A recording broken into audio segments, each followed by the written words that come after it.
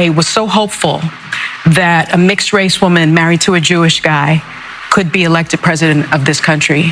And I think that it had nothing to do with policy. I think this was a referendum of cultural resentment in this country. Was it though? All right, well, as you just watched, Bakari Sellers, David Axelrod, who had clarity before the election but seems to have lost that clarity after the election, Joy Reid, Sunny Hostin, they're all blaming Kamala Harris's loss on the character of the American electorate.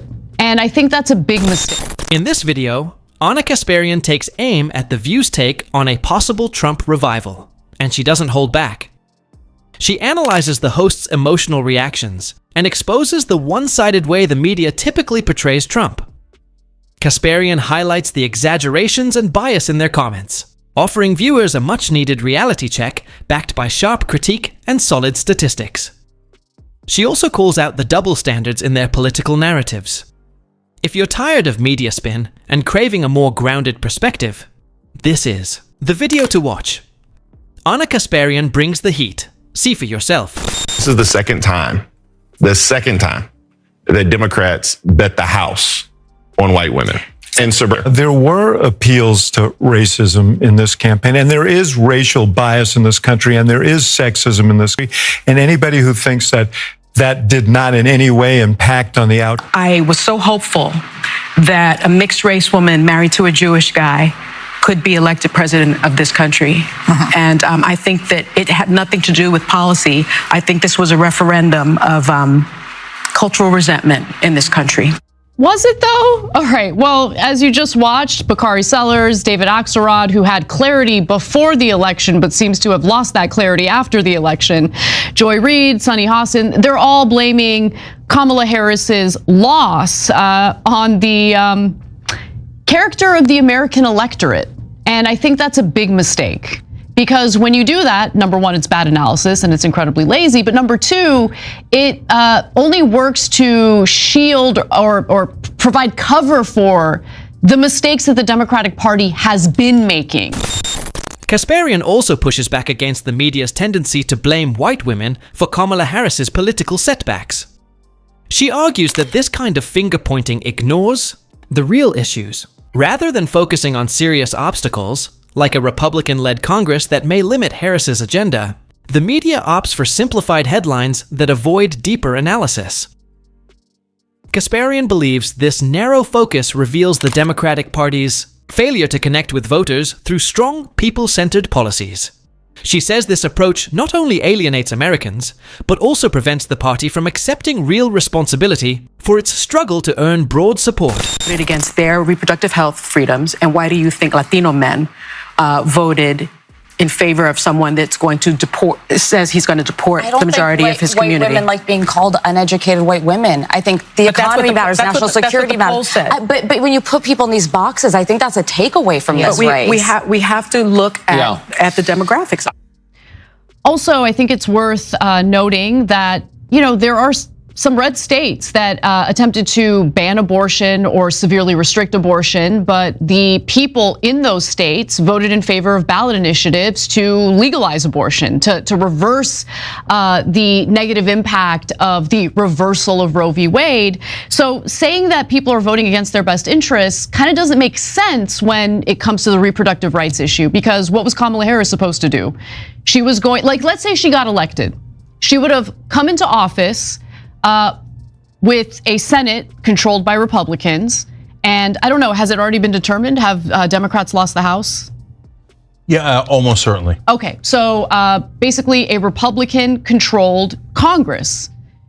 How the hell was she supposed to pass or codify reproductive rights on a national level? It wasn't going to happen. And it wouldn't have happened if Democrats had control of the House or even a slim majority in the Senate. It just wasn't going to happen. She's not going to steamroll the Senate filibuster, which requires 60 votes in order to pass legislation.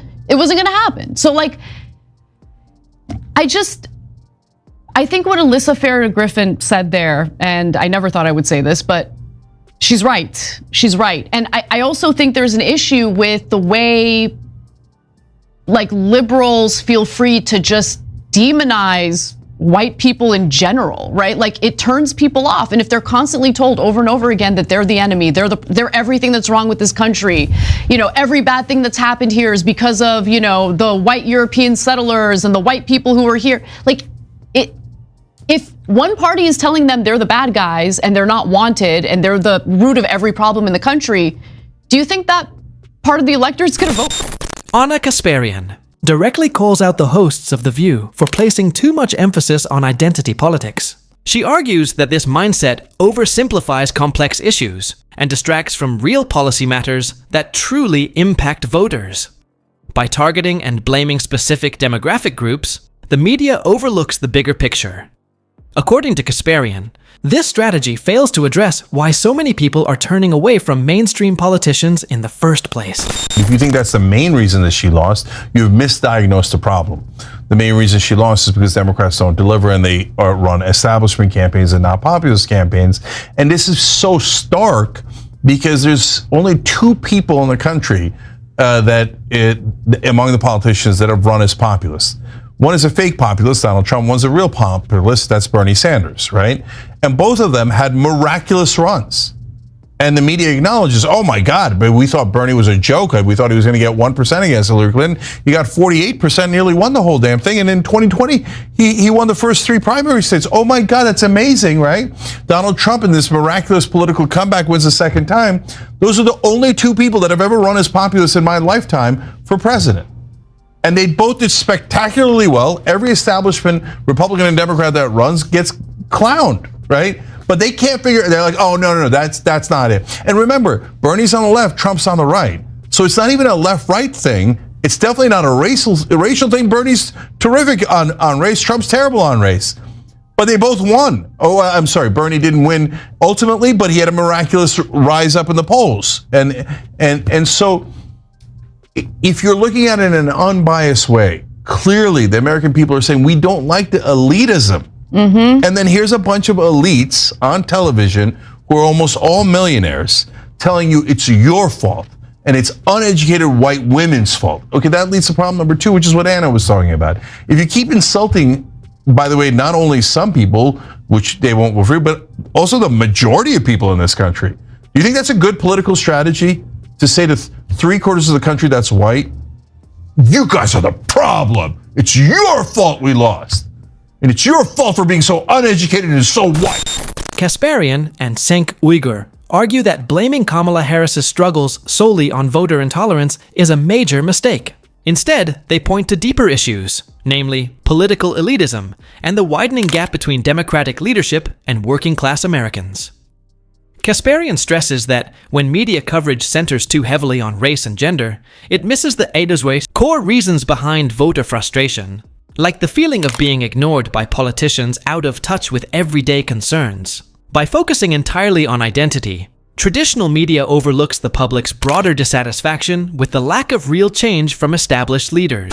In the beginning, Sunny Hostin was talking about, a black woman and with a Jewish husband. I had this, wait. Are you saying that Jewish people can't do well in this country in politics? Because there's that stereotype also exists. What are you talking about? Bernie Sanders, again, legendary in how well he did. Jamie Raskin, one of the most popular figures in politics, and Josh Shapiro, an incredibly successful and popular governor in Pennsylvania. What are you guys talking about? It doesn't have anything to do with them being Jewish or black or anything like that. It has to do with the substance of their campaigns. But people on TV hate substance.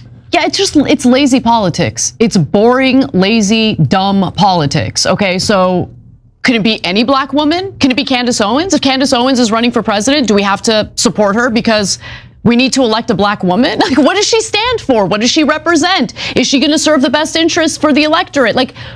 What are we talking about here? And look, I think the biggest problem is that when it comes to the field of journalism, it used to be dominated by working class people, okay? A lot of them didn't even get a college degree, right? You didn't need a college degree to be a journalist. But now journalism is dominated by wealthy, Ivy League educated individuals who live nice, cushy, comfortable lives and are kind of detached from the realities that the electorate has to deal with. And so when you're that comfortable, I'm just going to keep it real. You're really less concerned about the policy and more concerned about like the optics, and like you treat politics like it's just a fun sports thing, right? Like, oh, I want my team to win, but you get to have these luxury beliefs, okay, where the content of the campaign doesn't really matter. What the candidate is promising to do for the American people doesn't really matter. It just makes you feel good to see a biracial woman with a Jewish husband in the White House, and that reigns supreme in your world. No, most people are worried about it. Ana Kasparian also criticizes the woke wing of the media for promoting narratives that divide rather than unite. She says that blaming entire groups for holding back progress only drives voters further away. Instead of encouraging unity, these narratives fuel resentment and push people away from mainstream politics.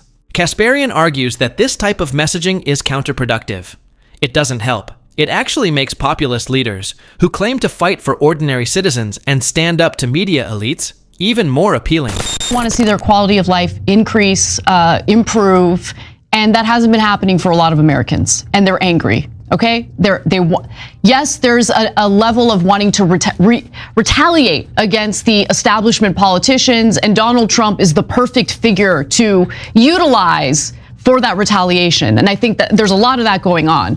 Oh, 100%. We had Dan Holloway, who is a conservative from Drinking Bros, but he's not your old school conservative, right?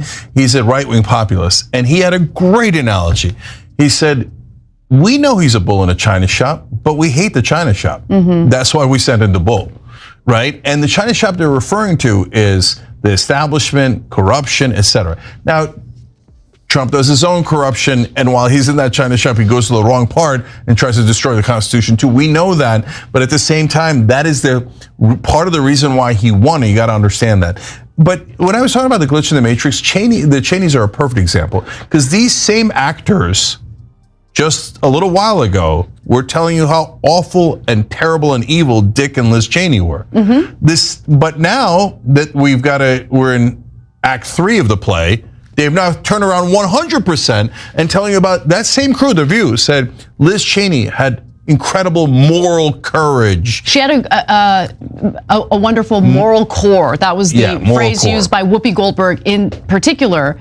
And she was talking about how, she would like to see Liz Cheney be Kamala Harris's attorney general. I mean, Whoopi Goldberg might have cost Kamala Harris the election. Let's keep it real. Okay, no, that's not what, but it's too small a part. But so, guys, back then they said torture was terrible. I can't believe the CIA is doing torture. Dick Cheney started that program at the CIA. Today, fast forward, and Whoopi Goldberg is saying in that same episode that Liz Cheney maybe should be the head of the CIA. So which one is? This episode reflects Ana Kasparian's growing frustration with what she sees as the left-wing media's obsession with woke symbolism. She argues that this fixation on labels and identity has become detached from what most Americans truly care about. Issues like the economy, healthcare, and national security. Kasparian believes the Democratic Party must move away from surface-level politics and refocus on meaningful policies that affect everyday lives. Her message is clear. It's time for the party to reconnect with real people by addressing their actual needs, not by offering hollow gestures. So what do you think? Drop your thoughts in the comments section below. And if you don't want to miss out on the hottest celebrity news, make sure to subscribe to Daily Finder.